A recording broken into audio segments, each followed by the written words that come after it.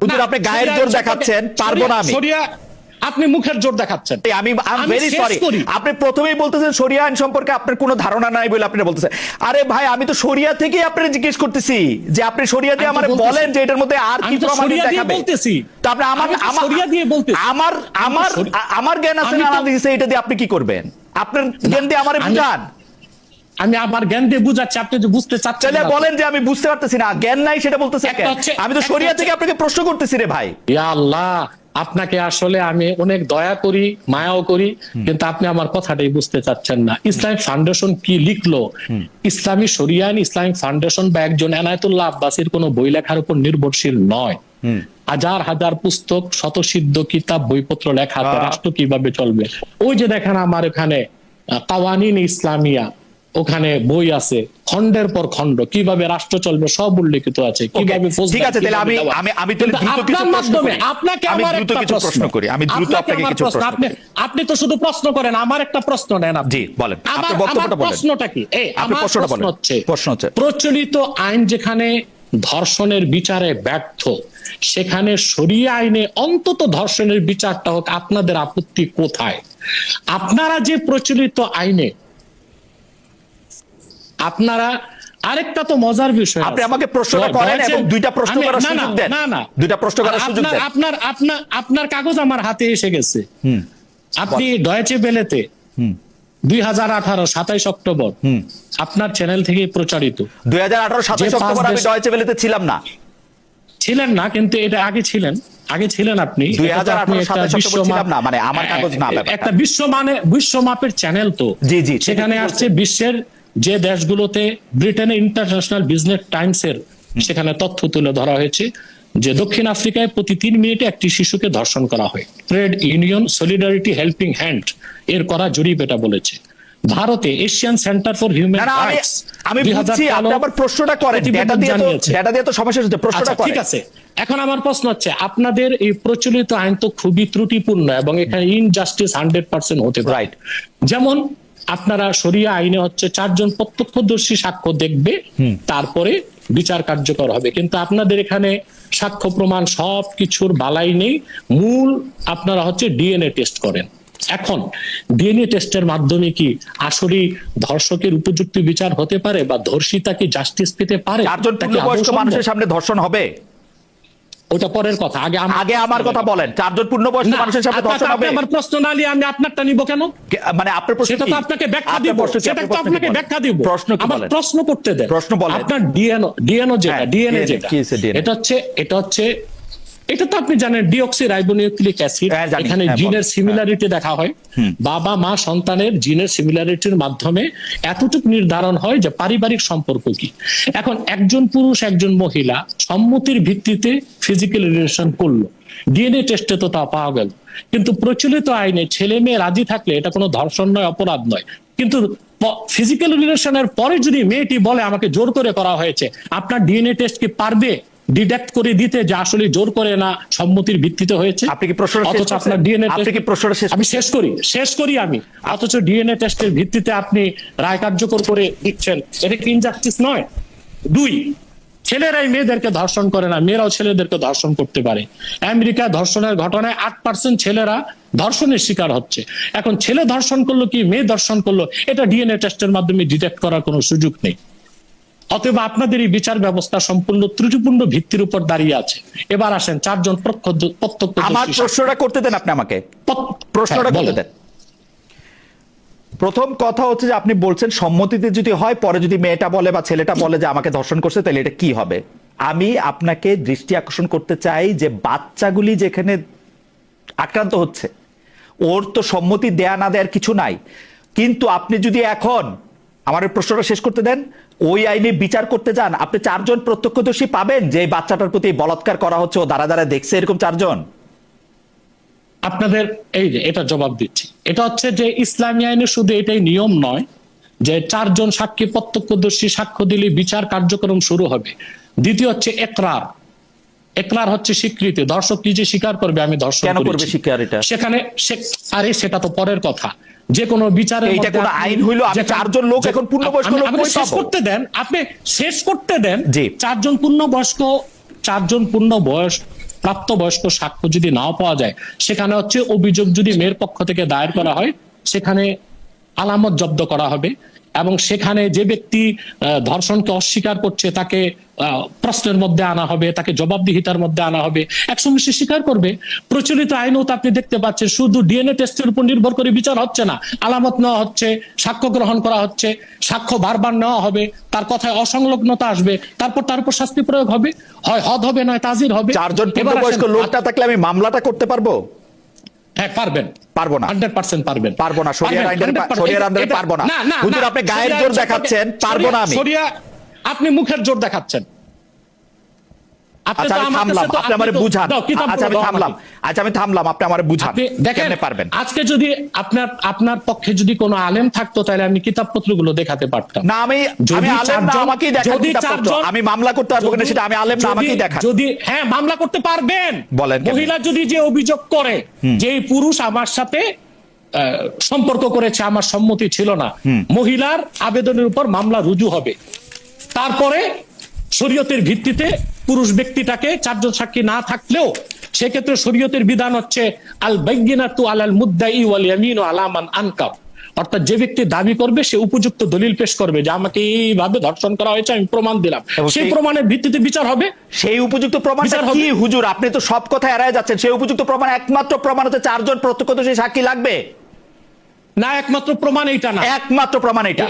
যদি 4 জন, আপনি তো গায়ের জোর না, ওই যে বললাম মুখের জোরে করতেছেন। আপনি আরেকটা প্রমাণের কথা বলেন আমাকে, আরেকটা প্রমাণের কথা বলেন। এই যে আমি একটা দলিল দিয়ে দিলাম। কি দলিল?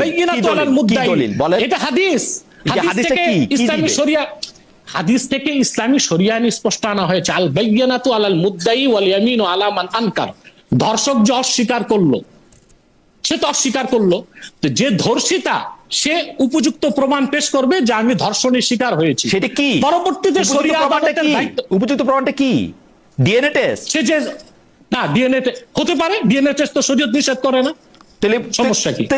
তাইলে আপনি প্রথমে যে প্লয়টা নিলেন সেই প্লয়টা কি? মানে এটার সাথে এটা তফাৎটা কি? আমি বুঝলাম না তো তফাৎটা কি। আপনি যদি ডিএনএ টেস্ট আনেন সামনে, তাহলে আর আমি কি উপযুক্ত প্রমাণ? আপনি প্রচলিত আইনও শুধু ডিএনএ টেস্টের উপরে বিচার কার্য হয় না, সেখানে মেডিকেল টেস্ট করা হয়, স্যাম্পল নেওয়া হয় চুল থেকে, স্যাম্পল নেওয়া হয় ঘাম থেকে, স্যাম্পল নেওয়া হয় বিছানা থেকে, অবশ্যই। তারপরে সব প্রমাণ, তারপরে অবশ্যই যে ব্যক্তি ধর্ষণ করেছে তার স্বীকৃতি নেওয়া হয়। সে এক মুহূর্তে স্বীকার করে যে সে ধর্ষণ করেছে। অতএব শরিয়া আইন সম্পর্কে আপনার পুরোপুরি ধারণাটা নাই বলেই আপনি বুঝতে চাচ্ছেন না। হদ প্রয়োগের জন্য প্রত্যক্ষদর্শী 4 জন সাক্ষ্য লাগবে। দেখেন হুজুর, এগুলি কিন্তু খুবই বাজে ধরনের কথা। সরি, আমি ভেরি সরি। আপনি প্রথমেই বলতেছেন শরিয়া আইন সম্পর্কে আপনার কোনো ধারণা নাই বলে আপনি বলতেছেন। আরে ভাই, আমি তো শরিয়া থেকেই আপনাকে জিজ্ঞেস করতেছি যে আপনি শরিয়া দিয়ে আমারে বলেন যে এটার মধ্যে আর কি প্রমাণ দেখাবে। তো আপনি আমার জ্ঞান আছে না দিয়েছে, এটা দিয়ে আপনি কি করবেন? আপনার জ্ঞান দিয়ে আমারে বুঝান। আমি আমার জ্ঞান দিয়ে বুঝাচ্ছি, আপনি যে বুঝতে চাচ্ছেন না। বলেন যে আমি বুঝতে পারতেছি না, জ্ঞান নাই সেটা বলতেছেন কেন? আমি তো শরিয়া থেকে আপনাকে প্রশ্ন করতেছি রে ভাই। না, আপনি তো যদি রাগ না করেন আপনাকে, আপনি আমাকে রাগ, আমি রাগ করতে চাইতেছি না তো। আপনি আমাকে তো ওটাও কি জানেন? আপনি আমাকে বলতেছেন তো যে আমি কিছু জানি না, এজন্য আমারে বুঝাইতে পারতেছেন না। ভাই, আমার আপনি বুঝানোর জন্যই তো আপনি আমাকে বলবেন। আপনি বুঝার চেষ্টাও করতেছেন। আচ্ছা ঠিক আছে, বলেন। শরীয়তে মূল ভিত্তি হচ্ছে 4 জন প্রত্যক্ষদর্শী সাক্ষ্য যদি দেখে সুস্পষ্টভাবে ফিজিক্যাল রিলেশন হয়েছে, তখন হদ কায়েম হবে। হদ হচ্ছে চূড়ান্তটা, মৃত্যুদণ্ড কিংবা 100 কষ্টাঘাত। আর যদি 4 জন উপযুক্ত সাক্ষ্য না থাকে, অন্যান্য সাক্ষ্য প্রমাণের ভিত্তিতে প্রমাণিত হয়, তখন তাজির হবে। অর্থাৎ শরীয়তের কাজী কোরআন সুন্নাহর আলোকে উপযুক্ত পানিশমেন্ট দিবেন। সেটা হদ বলে গণ্য হবে না, সেটা তাজির বলে গণ্য হবে। কিন্তু কোন অবস্থায় জানাকার বা ধর্ষণকারী বিচারের আওতায় বাইরে থাকার কোনো সুযোগ নেই। কিন্তু প্রচলিত আইনে যারা বিশ্বাসী তারা ডিএনএ টেস্টটাকে যে মূল ভিত্তি ধরে, এটা ত্রুটিপূর্ণ, অবৈজ্ঞানিক। এটা দিয়ে পারিবারিক সম্পর্ক প্রমাণিত হয়, এটা দিয়ে ধর্ষককে ধর্ষণ করেছে সেটা প্রমাণিত হতে পারে। শরীয়তে অনেকগুলো বিষয় রয়েছে, যেমন 4 জন সাক্ষী প্রমাণের ভিত্তিতে থাকবে। যে ধর্ষক স্বীকার করলো, তখন যিনি ধর্ষিতা তিনি তার পক্ষ থেকে প্রমাণগুলো উপস্থাপন করবেন, কখন আসছে, কখন ঢুকছে, কিভাবে, সেই প্রমাণের ভিত্তিতে বিচার হবে। কিন্তু এখানে একটা জিনিস যেটা বোঝাতে চাচ্ছি, একটা হচ্ছে হাদ আর একটা হচ্ছে তাজির। হদ প্রয়োগের জন্য অবশ্যই 4 জন প্রত্যক্ষদর্শী সাক্ষী লাগবে, কিন্তু 4 জন সাক্ষী যদি নাও থাকে সেখানে তাজির হবে, বিচারের আওতার মুক্ত থাকার কোনো সুযোগ নাই। আর আপনি বলছেন আমি একটু স্টেপ বাই স্টেপ বুঝতে চেষ্টা করি, স্টেপ বাই স্টেপ বুঝতে চেষ্টা করি। Let me finish. আরেকটা কথা যে আপনি বললেন যে 4 জন সাক্ষীর সামনে কেউ করবে নাকি, এটা তো শরিয়া আইনের সৌন্দর্য এবং ঐতিহ্য, যে আইন যত কঠোর প্রয়োগ তত কঠোর। না হুজুর, এখানে তো হুজুর আমি একটু স্টেপ বাই স্টেপ আইনের মূল উদ্দেশ্য, আইনের মূল উদ্দেশ্য হচ্ছে চেক এন্ড ব্যালেন্স। শরিয়া আইনের উদ্দেশ্য এই না মানুষকে নিধন করা, হত্যা করা, কষ্ট দেওয়া, হার্ট পেইন দেওয়া। শরিয়া আইনের মূল উদ্দেশ্য হচ্ছে পরিবার, সমাজ ও রাষ্ট্রে শৃঙ্খলা রক্ষা করা। হুজুর আমি একটু বুঝতে চেষ্টা করি, হুজুর আপনার কথা শুনলে তো সারাদিনই শুনতে হবে, আমি একটু আমার কথা বুঝতে চেষ্টা করি। প্রথম কথা হচ্ছে, আপনার কাছে কি এটা প্র্যাকটিক্যাল মনে হয় পৃথিবীর কোথাও কোনো জেনা বা ধর্ষণ 4 জন প্রত্যক্ষদর্শীর উপস্থিতিতে সম্ভব? আমি তো বললাম আপনাকে শুধু 4 জন প্রত্যক্ষ। না, এইটা সম্ভব কিনা, এইটা সম্ভব কিনা? হ্যাঁ, হতে পারে, হতে পারে। 4 জনের সামনে রেখে ধর্ষণ হচ্ছে, একটা বাচ্চাকে 4 জনকে সামনে রেখে করবে না, 4 জনকে সামনে রেখে চাক্ষু সাক্ষী লাগবে তো, 4 জন দেখলো চাক্ষু সাক্ষী লাগবে তো চাক্ষু জানালা, আরে জানালা খোলা ছিল, 4 জন তাকায় দেখলো, জানালায় তাকায় 4 জনকে দেখাটা কি সম্ভব আপনার কাছে? এটা মনে হয় হতে পারে। মানে কোন সোসাইটিতে এটা তো একটা অপশন, এটা তো একটা অপশন। কেন আমি এই কথা বলতেছি, এবার আপনি সেকেন্ড ইয়াতে আনেন। সোসাইটিতে হতে পারে, আমি বলি আপনাকে, ইউরোপ আমেরিকায় তো ফ্রি সেক্স চলতেছে সব জায়গায়, সব রকম হচ্ছে। ইউরোপে বাংলাদেশেও বলতেছি না, আপনি আমাকে বলেন যে একটা শরিয়ার যেখানে প্রয়োগ করা হইতেছে সেখানে 4 জন দাঁড়া দেখতেছে একটা বাচ্চাকে ধর্ষণ করা হচ্ছে, এটা সম্ভব?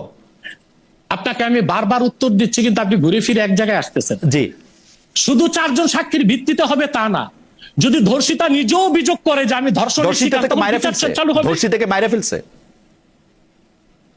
হ্যাঁ, তখন ধর্ষিতাকে মেরে ফেলার পর তখন তাজাসসুস হবে, অর্থাৎ যাকে সন্দেহ হচ্ছে, যাকে অভিযুক্ত করা হচ্ছে, তাকে শরিয়া আদালতে উপস্থিত করা হবে জবাবদিহিতার মাধ্যমে। আমার মনে হয় যে আপনি যদি কনভিন্স হন তাহলে ঠিক আছে।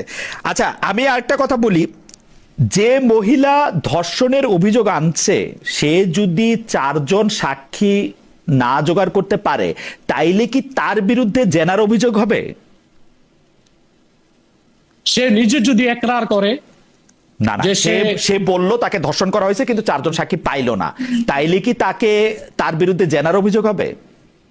তার বিরুদ্ধে, মেয়ের বিরুদ্ধে না, মেয়ে তো না, মেয়ে যদি ধর্ষণের শিকার হয় তার মানে সে রাজি ছিল না, জোর করে করা হয়েছে, তাকে হদ দেওয়া হবে। না, সেইটা যে সে সত্য কথা বলতেছে এটা আমরা কিভাবে মানবো, মানে বিচারক কিভাবে মানবে? আপনি বললেন না যে মেয়েটা তো কইরা তারপর তাকে ফাঁসায় দেওয়ার জন্য এটা করতে পারে, আমি জানার জন্য বলছি। তাইলে সেটা কিভাবে বোঝা যাবে? না, ওই ক্ষেত্রে সাক্ষী প্রমাণের ভিত্তিতে সে মাপ পেতে পারে। সাক্ষী প্রমাণের ভিত্তি মানে সাক্ষী প্রমাণ লাগবে, তাই তো? সাক্ষী প্রমাণ সব জায়গায় শুধু সাক্ষী প্রমাণ না, সাক্ষী প্রমাণ আছে, একরার আছে, তার কনসেপ্ট হলো কিনা এটাও একটা বিষয়, এটাও শরীয়তের মধ্যে ধর্তব্য, সে কনসেপ্ট হলো কিনা।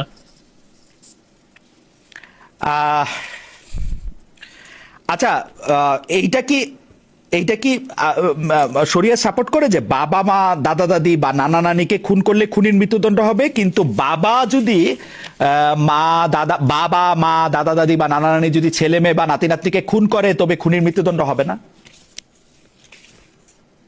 এটা কোন সোর্সে পেলেন? আমি এটা পাইতেছি হচ্ছে ল 1.2.4 সহিহ তিরমিজি হাদিস 994-995। কিসে আবার বলেন? আমি এটা পাইতেছি সহিহ তিরমিজি হাদিস 994-95, শাফি আইন পৃষ্ঠা 584, ল 1-4। আপনি এটা জানেন কিনা, মানে আপনার তো এগুলি মুখস্থ, আপনি জানেন কিনা? জানলেই হবে, আপনি যেটা বলবেন সেটাই হবে। যে সেটা হচ্ছে যে বাবা মা দাদা দাদি যদি ছেলে বা নাতি এদেরকে খুন করে তাহলে মৃত্যুদণ্ড হবে না, কিন্তু যদি ছেলে উপরের দিকে খুন করে তাহলে হবে, নিচে দিকে করলে হবে না। Is it true? যেটা শরিয়ার অন্তর্ভুক্ত না, তাদের উপর শাস্তি প্রয়োগ হবে, তাদের উপরে শাস্তির প্রয়োগ হবে। শরিয়া আইনের মধ্যে কি এইটা অন্তর্ভুক্ত যে মুসলমানকে মারার জন্য মৃত্যুদণ্ড হবে, কিন্তু মুসলমান যদি অমুসলমানকে মারে তাহলে মৃত্যুদণ্ড হবে না? অমুসলমান যদি জিম্মি হয়, অর্থাৎ মুসলিম রাষ্ট্রের অধীনে থাকে, তখন তো মুসলমানের শাস্তি হবে। আবার একটু পরিষ্কার করে বলেন, মানে বাংলাদেশে যদি একজন মুসলমানকে মারে তাহলে এটা মৃত্যুদণ্ডের মতো, কিন্তু যদি বাংলাদেশে একজন মুসলমান একজন অমুসলমানকে মারে তাইলে কি তার মৃত্যুদণ্ড হবে না? মানে ব্যাপারটা কি এরকম?